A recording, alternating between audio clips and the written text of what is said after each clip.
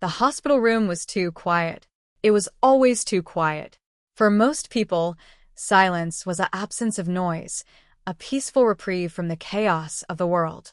For Cora, silence was her entire existence. It was the thick, suffocating blanket that had wrapped around her the day she was born and never let go. She sat on the edge of the sterile white bed, her small legs dangling, her fingers tracing the raised letters on a worn picture book she couldn't hear anyone read to her.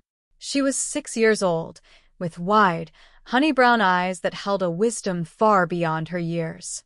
She had learned to read the world through vibrations, through the flicker of expressions on people's faces, through the subtle shifts in their body language. She was an expert in the language of the unseen. Her father, Cain, stood by the window, his back to her. He was a mountain of a man, broad-shouldered and built with the coiled, lethal grace of a predator. His dark hair was cropped short, and a faint, jagged scar ran from his temple down to his jawline, a souvenir from a life he never spoke about. He was an ex-SEAL, a man who had faced down death in deserts and jungles, who had held his comrades as they bled out, who had pulled triggers without flinching. And yet, the sight of his daughter, so small and silent in that cold, white room, brought him to his knees every single time. The doctors had told him there was nothing they could do. Severe congenital sensorineural hearing loss. The auditory nerve was damaged beyond repair. She would never hear a lullaby, never hear the crunch of leaves under her feet, never hear him say, "I love you." Cochlear implants were a gamble at best, and the specialists had gently, firmly steered him away from false hope. "Acceptance is key, Mr. Vance," one of them had said, a thin, reedy man with spectacles that kept slipping down his nose. "You have to accept her for who she is." Cain had wanted to punch him. Acceptance. He'd accepted a lot of things in his life. He'd accepted the blood on his hands, the nightmares that woke him in a cold sweat, the loss of brothers he'd never get back. But he would never, ever accept that his daughter had to live in a world of silent shadows.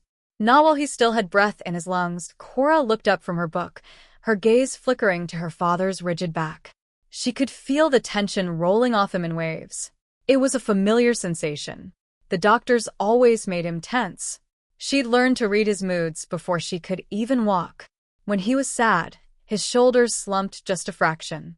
When he was angry, his jaw tightened into a hard, unyielding line. Right now, his entire body was a statue of barely leashed frustration. She closed her book and slid off the bed, her bare feet padding silently on the cold linoleum. She walked over to him and tugged on the hem of his shirt. He turned, and the storm in his gray eyes softened instantly at the sight of her. He crouched down, bringing himself to her eye level. She signed to him with quick, precise movements. Asterisk, "You're sad again." Asterisk, he shook his head, forcing a smile that didn't quite reach his eyes. He signed back, asterisk, "Not sad. Just thinking." Thinking about the doctors, asterisk, she signed, her small face serious. She was too perceptive for her own good. Asterisk, "They said I can't hear." "That's okay. I don't need to hear. I can see you. I can see everything." Asterisk. He pulled her into a fierce embrace, burying his face in her soft, dark hair. "I know, Angel," he murmured against her scalp, though he knew she couldn't hear the words. He pulled back and looked at her, his throat tight with emotion. He signed again, his hands moving with practiced fluency. Asterisk, "We're going to find another way. I promise you. I will never stop looking for a way." Asterisk, she tilted her head, a small, patient smile on her lips. She'd heard that promise many times before. She'd learned not to expect too much. It was easier that way. She just nodded, then pointed toward the door. Asterisk, "Can we go home now?" "I'm hungry." Asterisk, he laughed, a short, broken sound, and stood up, scooping her into his arms. "Yeah, baby. Let's go home." Their life was a quiet routine.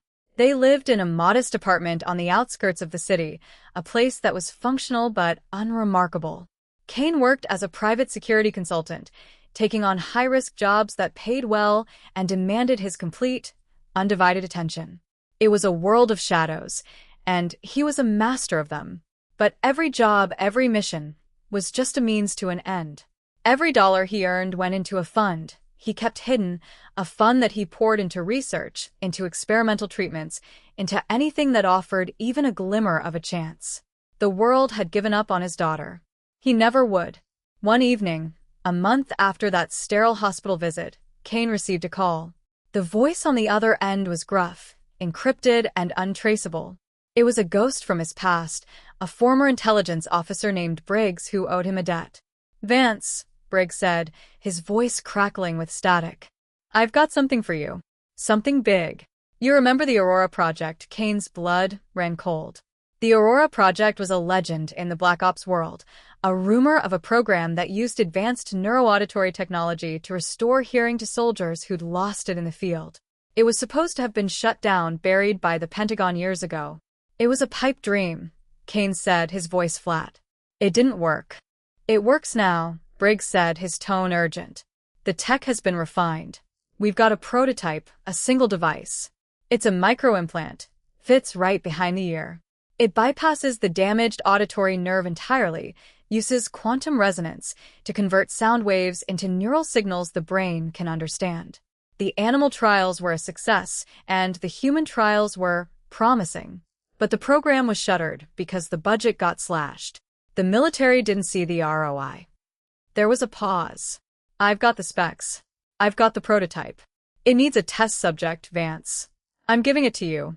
It's the only one of its kind." Kane's heart hammered in his chest. He could barely breathe. Why are you doing this?" "Because I owe you," Briggs said. "You saved my life in Fallujah. And because I saw the file on your daughter. I know what you've been through. You've got a month. The device is unstable. It's calibrated for adult neural pathways, not a child's. A pediatric specialist in Switzerland made some modifications, but it's still a risk. If it fails, it could cause severe neurological damage. You have to be sure." A month. A chance. A risk. The biggest gamble of his life. He thought of Cora's quiet acceptance, her brave little smile, her hands signing that she didn't need to hear because she could already see everything. He thought of the world of sounds she would never experience. The crash of the ocean, the chirp of a bird, the sound of her own laughter. "I'll take it," he said, his voice steely. "I'll take the risk." The next week was a blur of preparation. The device arrived in a secure, biometric-locked case, accompanied by a thick dossier of instructions and warnings. Kane spent hours studying the schematics, memorizing the procedure. It was a delicate operation, one that required a specialist. But the specialist was in Switzerland, and there was no time to fly across the world. Briggs had provided him with a contact, a brilliant but disgraced surgeon named Dr. Heiress, who had been blacklisted from the medical community for his unorthodox methods. He was a wild card, a mad scientist, but he was the only one who understood the tech. Kane brought Cora to a hidden, nondescript clinic on the outskirts of the city. The walls were bare, the equipment outdated, but Dr. Heiress had the steady hands of a man who had performed miracles in the shadows. "The procedure will take 3 hours, he explained, his accent thick and European. "The device will be inserted behind her ear, attached to the cochlear stem. It will interface with the brain via a series of microfilaments. If it works, she will begin to hear within 24 hours. If it doesn't," he trailed off, his expression grim.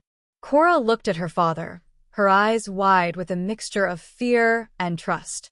She signed, "What is happening, Daddy?" He knelt down and took her small hands in his. He signed slowly, carefully. "Asterisk, I'm going to give you a gift. A magic device that will let you hear. It might hurt a little, but I'll be right here. I will never leave you. Do you trust me?" Asterisk, she studied his face for a long, long moment. Then she nodded. Asterisk, "I trust you, Daddy. You're my hero." Asterisk, the surgery was a blur of anxiety and sterile lights. Kane paced the waiting room like a caged animal, his fists clenched, his mind racing through 1,000 nightmare scenarios. The hours stretched into eternity. He thought of his wife, Cora's mother, a woman he'd loved with all his heart, who had died in childbirth. He had promised her on her deathbed that he would protect their daughter with his life. And now, He was gambling her very existence on a prototype. The guilt was a physical weight in his chest. Finally, Dr. Heiress emerged, his expression unreadable. "It's done," he said. "The device is in place. The filaments are connected. Now we wait." Kane rushed into the recovery room. Cora was lying on a gurney, her small face pale, a bandage wrapped around her head. She was asleep, her chest rising and falling in a steady rhythm. He sat beside her, his hand on hers, and he waited. He didn't sleep. He barely blinked. He watched the clock, the minutes crawling by like hours. 24 hours passed. Then 36. Nothing. Cora woke up, groggy and confused, but she didn't react to any sounds. The doctors ran tests, their faces growing increasingly worried. Dr. Heiress shook his head, his face drawn. "It didn't work," he murmured. "The neural interface failed. I'm sorry, Mr. Vance. I'm so sorry." Kane felt the world tilt. All that hope, all that risk, all that sacrifice, it had been for nothing. He looked at Cora, who was watching him with her perceptive, honey-brown eyes. She saw the devastation on his face, and she reached out, her small hand touching his cheek. She signed, "Asterisk, it's okay, Daddy. I told you. I don't need to hear. I can see you. That's enough." Asterisk, it broke him. He pulled her into his arms, his body shaking with silent sobs. He had failed. He had promised her a miracle, and he had failed. That night, he lay beside her in the sterile hospital bed, his arm wrapped protectively around her. He couldn't sleep. He just stared at the ceiling, replaying every decision, every moment, wondering where he'd gone wrong. He was about to drift into a restless half-sleep when he felt a soft, tiny sound. A whisper. A rustle at his eyes snapped open. His heart stopped. Cora was stirring in his arms, her brow furrowed, her face scrunched up in concentration. And then she did something that changed everything. She turned her head, her eyes wide with wonder, and she pointed at the door. "Daddy," she whispered. Her voice was small, cracked, and utterly new. Is that rain?" Kane sat bolt upright, his breath catching in his throat. He could barely form words. Cora, can you hear me?" She looked at him, her eyes glittering with unshed tears. She nodded slowly, a tentative, disbelieving smile spreading across her face. "I heard you," she said, her voice trembling. "I heard you, Daddy. You said my name, and I heard rain. It's like a song." The tears poured down his face. He grabbed her, holding her tightly, his entire body shaking with relief, with joy, with a gratitude so profound it felt like a prayer. The device had worked. It had just taken a little longer than expected. He had bought her a miracle. But even as the moment of pure, unadulterated joy washed over him, a new sound cut through the silence of the room. A low, electronic hum, coming from the device behind Cora's ear. It wasn't supposed to make any sound. And then, a faint, distorted voice crackled through, a voice that wasn't in the room. "Target acquired. Proceed with extraction." Kane froze. He knew that voice. It was the voice of a ghost he'd buried years ago. The Aurora Project wasn't just a medical experiment. It was a military tracking program. And the device he'd just implanted in his daughter's head wasn't just a hearing aid. It was a beacon. Someone out there had just found them. The electronic hum died as quickly as it had appeared, swallowed back into the silent void behind Cora's ear. For a long, suspended moment, neither of them moved. Kane's arms were still wrapped around his daughter, but every muscle in his body had gone rigid, coiled, and ready. His SEAL instincts, honed through years of combat and survival, had snapped into overdrive. The joy of the miracle was still fresh, still raw, but it was now laced with something far more dangerous. The cold, familiar grip of fear. Cora pulled back slightly, her brow furrowed. She could feel the change in him, the sudden tension radiating from his frame like heat from a furnace. She didn't understand the voice she'd heard, the crackling distortion that had slithered through the device. She only knew that her father had gone from being the softest, safest place in the world to a drawn blade in a split second. She touched his face, her small fingers tracing the hard line of his jaw. "Daddy," she whispered again, the word fragile and new on her tongue. "What's wrong? Why are you scared?" Cain forced his expression to soften, a Herculean effort that cost him dearly. He couldn't let her see the panic clawing at his chest. Not now. Not when she'd just taken her first breath into a world of sound. He cupped her cheek, his thumb brushing away a tear she hadn't even realized she'd shed. "Nothing, Angel. I'm not scared. I'm just surprised." That voice was a glitch. "The device is still calibrating. That's all." He signed the words as he spoke, a habit that was already becoming unnecessary but felt too important to abandon. "You heard it too, right? That weird noise," she nodded, her eyes still searching his face with that unsettling perceptiveness of hers. "It sounded like a bad man. A bad man in a box."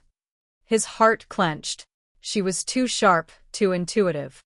She had parsed the quality of the voice, the cold efficiency of it, and labeled it correctly in a single word. Bad. He swallowed hard and forced a smile. "It's nothing, Cora. Just the machine working its magic. You're going to hear all sorts of new things now. Some of them will be strange at first. But I'm here. I'll explain everything." She seemed to accept that, her tension easing as she leaned back into his arms. But he could still see the flicker of unease in her eyes, a shadow that hadn't been there before. He held her close, his mind racing. The voice had said target acquired. That was military terminology. Extraction protocol. Someone had activated the tracking function on the Aurora device, and they had just pinpointed their location. The clinic was off-grid, unregistered, deliberately hidden from the eyes of the world. But the device had broadcast a signal, and that signal had been received. Dr. Heiress appeared in the doorway, his face pale with alarm. He'd heard the voice too, faintly, through the monitoring equipment in the adjoining room. He motioned for Cain to step outside, his gestures urgent and silent. Cain gently disentangled himself from Cora, signing that he'd be right back, and followed the doctor into the narrow, windowless hallway. "What the hell was that?" Heiress hissed, his accent sharp with panic. The Aurora project was supposed to have been decommissioned. The tracking protocols were theoretical, never implemented in the field. That voice shouldn't exist. Cain's eyes were hard, his voice a low growl. "It exists now. Someone out there is listening. Someone from the old program. They know she's active. They know where we are." Heiress ran a trembling hand through his thinning hair. "This is catastrophic. The device is tied to her neural pathways now. We can't just remove it. It would kill her. Or worse, leave her brain damaged. She's a walking signal flare, Mr. Vance. And whoever is on the other end of that frequency, they're not coming to offer her a lullaby." Cain's fists clenched at his sides. He thought of Briggs, the ghost who delivered the device with a promise of redemption. Had Briggs known had he been a pawn, or a player the debt he'd called in had been genuine, Cain had saved his life in Fallujah, pulled him from a burning vehicle under heavy fire. But that was years ago. People changed. Loyalties shifted. And in the shadows of the Black Ops world, trust was a commodity that expired faster than milk. "We need to move," Cain said, his voice flat and decisive. "We need to disappear. Right now." "There's no time to disappear," Heiress countered, his voice rising. "The signal was sent. They have a fix. They could be here within the hour. You'd be running straight into their net." "Then I'll run through it," Cain said, his tone brooking no argument. "I've done it before. I'll do it again. You need to pack up everything related to the device. Schematics, data, backup files. Burn the rest. Make sure there's no trail." Heiress nodded, his expression grim. "And you, what about the girl?" Cain turned back toward the room where Cora was waiting, his heart a heavy stone in his chest. "She's coming with me. We're going to disappear so completely that even the ghosts won't find us." He walked back into the room, his gait steady, his face composed. Cora was sitting up in bed, her legs crossed, her eyes bright with curiosity. She had discovered a new sound, the soft rustle of the sheets as she moved, and she was experimenting with it, shifting back and forth, her face a canvas of wonder. She looked up as he entered, her smile radiant. "Daddy," the bed sings. It's like a whisper. Listen. She shifted again, and the fabric sighed against her skin. See, it's singing to me. He crouched beside her, his heart breaking and swelling in the same breath. This was what he'd fought for. This was the moment he'd dreamed about. And now it was being stolen from him, tainted by the shadows of his past. He took her hands, his voice gentle but urgent.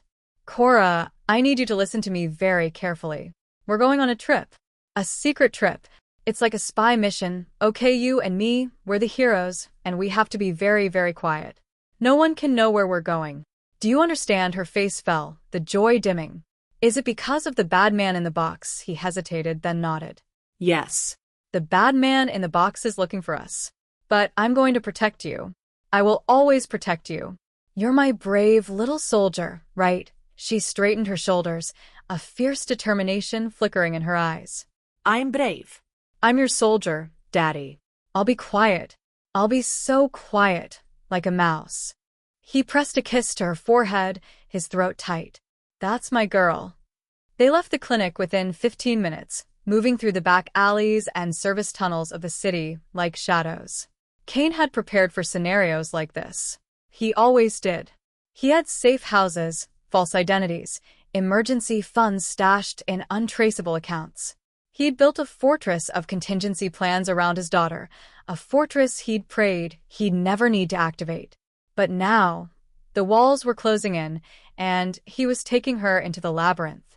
They emerged in a rundown neighborhood on the edge of the city, the kind of place where people minded their own business, and the law was a suggestion. Kane had a vehicle waiting, a nondescript sedan that looked like it had been through a war. He strapped Cora into the back seat, her small fingers gripping a stuffed rabbit she'd refused to leave behind. He climbed into the driver's seat and peeled away from the curb, his eyes scanning the mirrors, his senses on high alert. Cora was silent, her eyes wide as she absorbed the new sounds of the world around her. The hum of the engine, the hiss of tires on asphalt, the distant wail of a siren. It was overwhelming, a torrent of information she couldn't yet process. But she didn't complain. She just watched her father's face in the rearview mirror, reading his tension, his focus, his love. She was his anchor, and she knew it. They drove for hours, winding through back roads and forgotten highways, leaving the city behind. The sky darkened, the stars emerging like scattered diamonds. Finally, Kane pulled into a small, remote cabin nestled in the woods, a place that existed in no records on no maps. It was his sanctuary, his final refuge. He carried Cora inside, her head lolling against his shoulder, exhausted from the journey. He laid her on a small bed in the corner, covering her with a worn quilt. She was asleep within seconds, her breathing soft and steady. He stood over her, his heart a battlefield of fear and hope. The device behind her ear was silent now, no more crackling voices. But he knew it was only a matter of time. The ghosts would come. They always did. And when they did, he would be ready. He would rain hellfire on anyone who tried to take his daughter from him. She was his miracle, his redemption, his reason to fight. And he would never, ever let her go. A soft beep from his pocket jarred him from his thoughts. He pulled out a burner phone, the screen glowing with an encrypted message. It was from Briggs. They've activated the full network. You're not just a target, Vance. You're the target. They want the girl. They want the prototype. They're sending a team. You have 48 hours. Run. Kane stared at the message, his face cold as stone. He looked back at Cora, sleeping peacefully, unaware of the storm bearing down on them. He typed a single response, I'm not running. I'm hunting. He shut off the phone, pocketed it, and moved to the window. The forest was dark and silent, but his eyes, trained to see in the deepest shadows, caught a flicker of movement. A glint of metal. A silhouette, low and purposeful, cutting through the trees. They had already found him. The hunt was on. And this time, he wasn't just fighting for survival. He was fighting for a future he'd only just begun to hear. The silhouette vanished as quickly as it had appeared, swallowed by the black tangle of pine and shadow. But Kane didn't move his gaze. He stood perfectly still, his breath shallow, his hand resting on the cold steel of the Glock tucked into his waistband. The forest was a living thing, breathing with the wind, wrestling with the small, unseen creatures of a night. Any one of those sounds could be a footstep. Any flicker of moonlight could be the glint of a scope. He'd spent years learning to tell the difference between a deer and a man, between the natural rhythm of the woods and the predatory stillness of a hunter. And right now, the woods were holding their breath. He stepped away from the window, his movements silent and deliberate. He pulled the curtains closed, a thin layer of faded cotton that wouldn't stop a bullet, but would at least obscure the silhouette of his body from the night vision scopes he knew were out there. He moved to Cora's bedside, his eyes adjusting to the dim glow of a single oil lamp. She was still asleep, her small hand curled around the rabbit's ear, her face peaceful in a way that made his chest ache. She had heard her first sounds today, his voice, the rain, the song of the sheets. And now, instead of celebrating, he was preparing to defend her life against ghosts from a past he'd thought he'd buried. He knelt beside her, his lips brushing her forehead. "I'm going to keep you safe," he whispered, the words a vow to her and to himself. No matter what. He retrieved a worn duffel bag from beneath the floorboards, a pre-packed emergency kit he'd assembled years ago. Inside, ammunition, medical supplies, a satellite phone, non-perishable rations, and a backup set of forged documents. He strapped a tactical vest over his chest, the weight familiar and grounding. He slipped a suppressor onto the Glock and slid a compact assault rifle from its hidden compartment in the cabin's chimney, the weapon oiled and ready. He moved like a machine, each motion precise, each decision automatic. Then he waited that the first hour was silent. The second brought the crack of a twig, far to the east. He shifted his position, moving from the main room to the small kitchen nook, where a barred window gave him a narrow field of fire.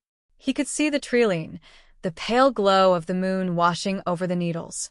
And then he saw them. Two figures moving in a flanking pattern, their gear dark and matte, their steps synchronized. Profissionals. Military grade. They weren't scavengers or hired thugs. They were a team. He counted 4 in total, spreading out to encircle the cabin. They knew he was in there. They weren't trying to be silent anymore. They were hurting him, pushing him toward a decision. Stay and fight, or run into the trap they'd set in the forest behind him. It was a classic tactical maneuver, textbook and clean. He'd trained men to execute this exact protocol, and now it was being used against him. He didn't panic. Panic was a luxury he'd forfeited years ago. Instead, he assessed. The cabin had 1 door and 3 windows, all of them vulnerable. The basement was a root cellar with no exit. The roof was a death trap. He had a child to protect, which meant he had to be smarter, faster, and deadlier than the 4 men closing in. He reached into his bag and pulled out a small, cylindrical device, a flashbang he'd modified with extra payload. He pulled the pin, counted to 3, and rolled it out the side window, through a crack in the boards. The explosion was blinding, a thunderclap of white light and deafening sound that shattered the silence of the forest. He heard shouts, the clatter of a dropped weapon, the crash of a body hitting the ground. He was moving before the echo faded, scooping Cora into his arms, her eyes snapping open in panic. He pressed a finger to his lips, his gaze locking with hers. "Quiet," he mouthed. "Trust me." She nodded, her little body trembling but her face resolute. She wrapped her arms around his neck and buried her face in his shoulder, trusting him completely. The trust in her eyes was a knife and a shield all at once. He ducked through the back door, not running toward the forest, but toward a narrow gully he'd scouted years ago, a dry creek bed that led down to a river. It was exposed, risky, but it was the only path that didn't lead directly into the killbox. He slid down the muddy embankment, his boots finding purchase on the loose stones, his body shielding Cora from the fall. The cold water of the river was shallow but swift, and he waded in, the current pulling at his legs. He moved downstream, staying low, using the bank as cover. Behind him, he heard the shouts of the team regaining their bearings. They'd been disoriented, but they were professionals. They'd recover quickly, He pushed on, his lungs burning, his arms screaming as he held Cora above the water. She was silent, her eyes fixed on his face, her small hand pressed against his cheek as if to reassure herself he was still there. He had no idea how long they walked, how many miles they covered. The river turned, narrowed, and finally gave way to a rocky shoreline. He climbed out, his legs shaking, and collapsed behind a cluster of boulders. He laid Cora down on a bed of dry leaves, his hands checking her for injuries. She was cold, wet, and frightened, but she was unharmed. He pulled a thermal blanket from his pack and wrapped it around her, his fingers clumsy with exhaustion. She looked up at him, her voice a fragile whisper. "Did we lose them, Daddy?" He listened. The forest was silent again, but it was a different kind of silence, the silence of predators waiting. "Not yet," he said. "But we bought ourselves some time." He checked the satellite phone.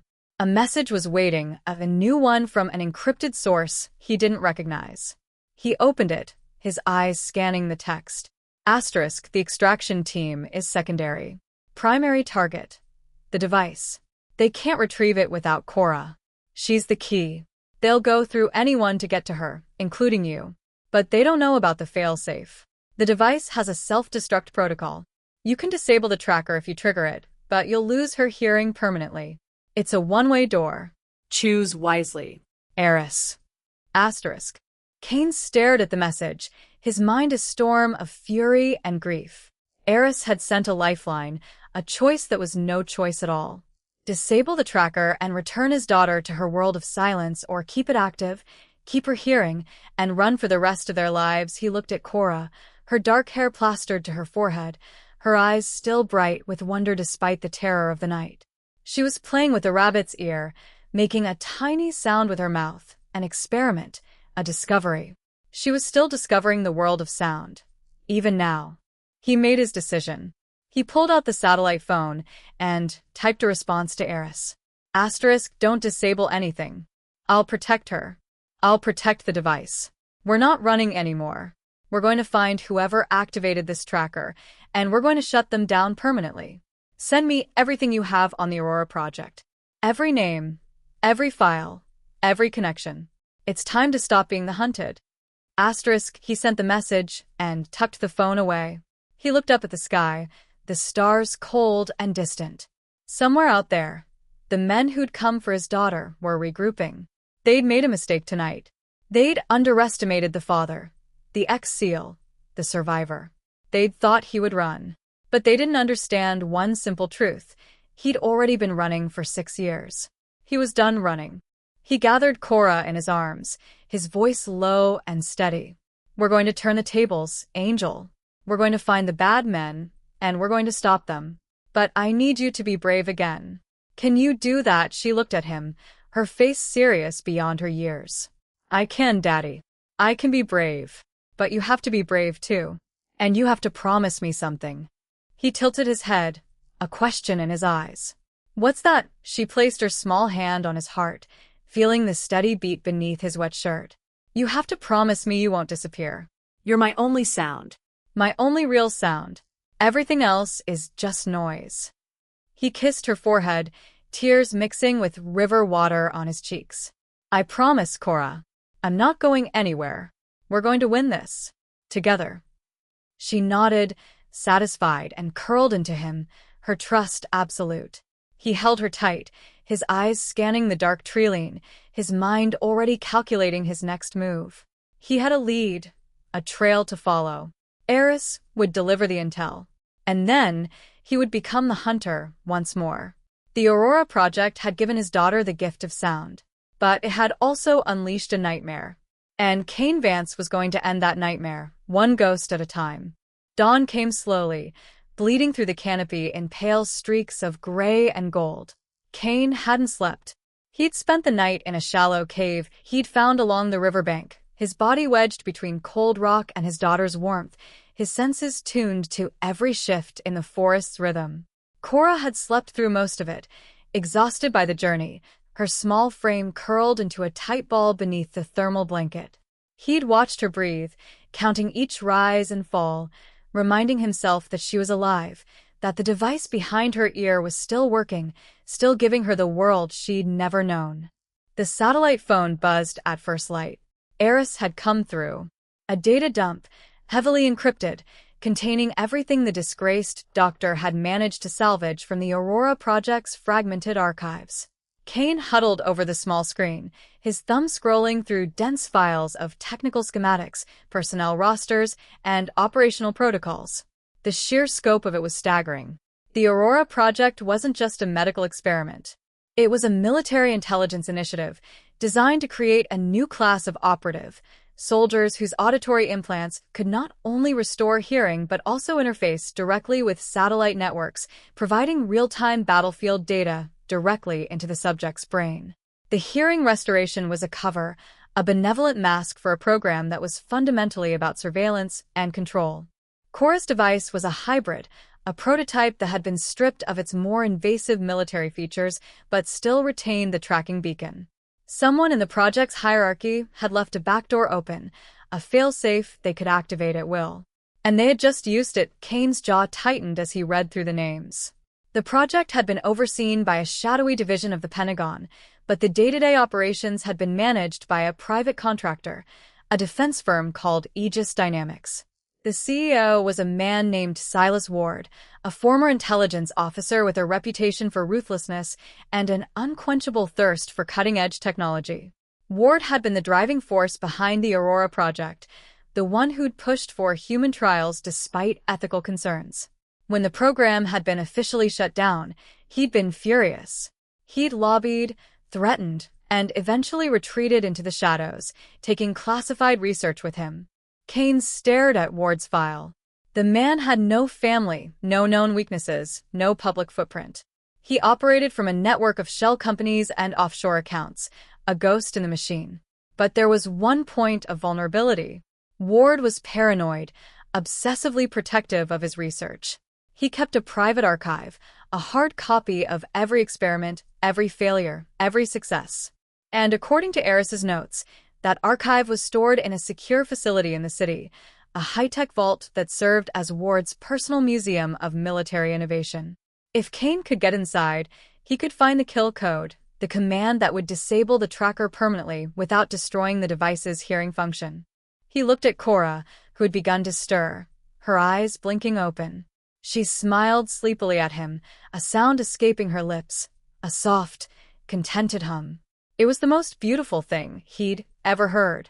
"Good morning, Daddy," she whispered, her voice still fragile but growing stronger with each word.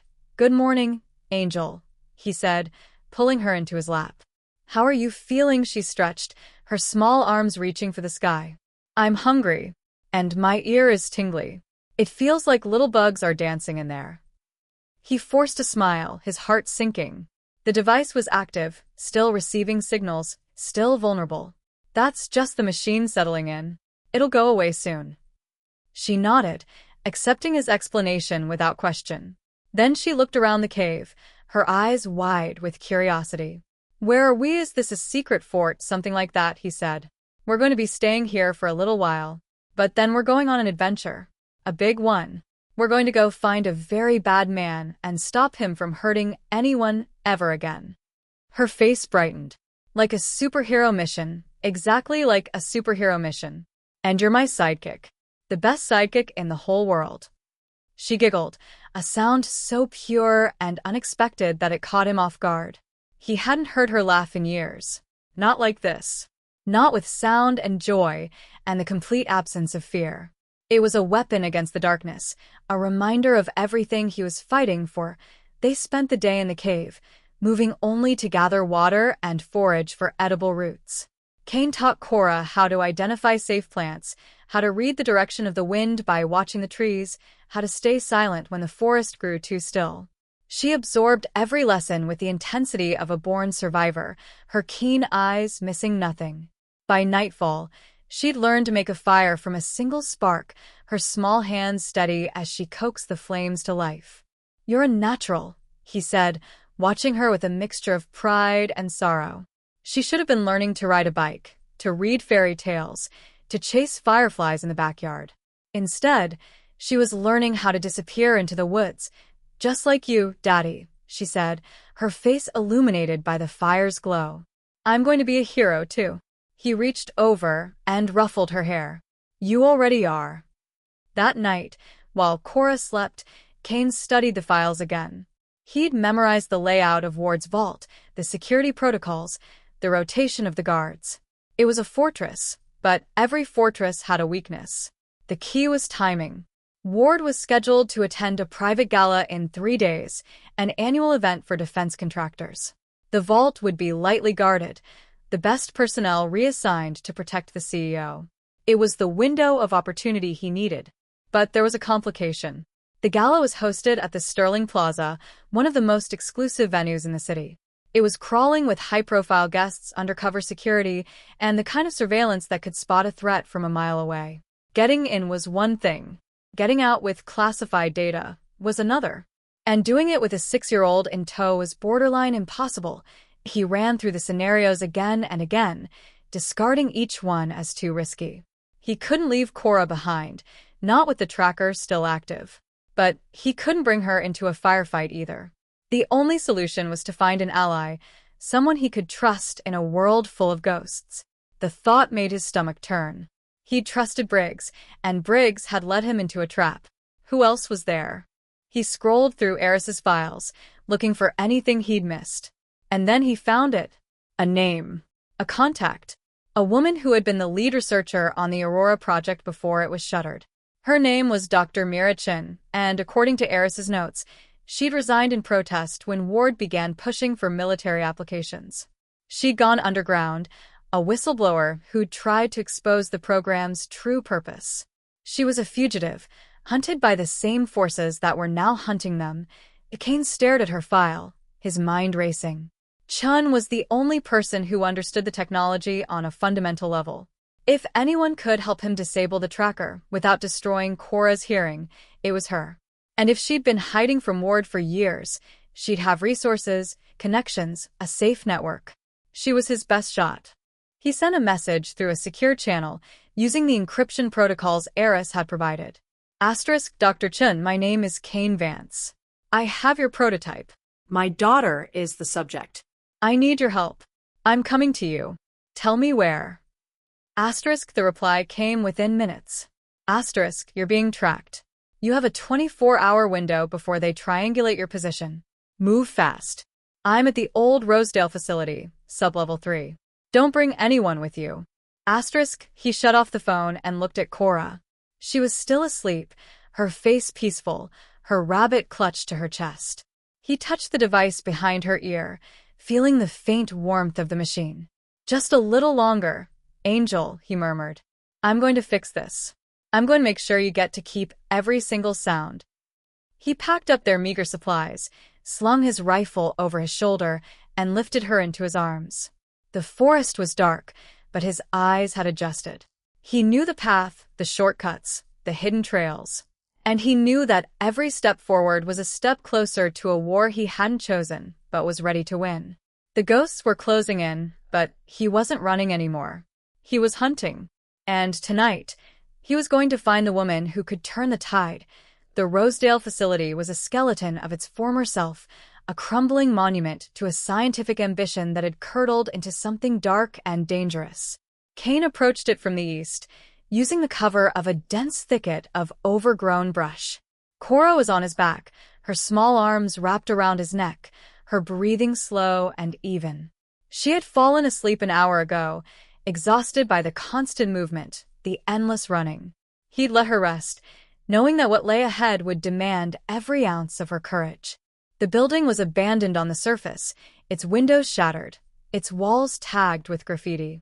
But Kane had seen the fresh tire tracks leading to a service entrance on the north side. Someone was here. Someone had been here recently. He circled the perimeter, his eyes scanning for sentries, motion sensors, any sign of a trap. He found nothing. Either Dr. Chun was operating with a skeleton crew, or she was waiting for him to walk into a kill box. He had no choice but to trust the latter. He slipped through a rusted door and descended into the sublevels, the air growing cooler and damp.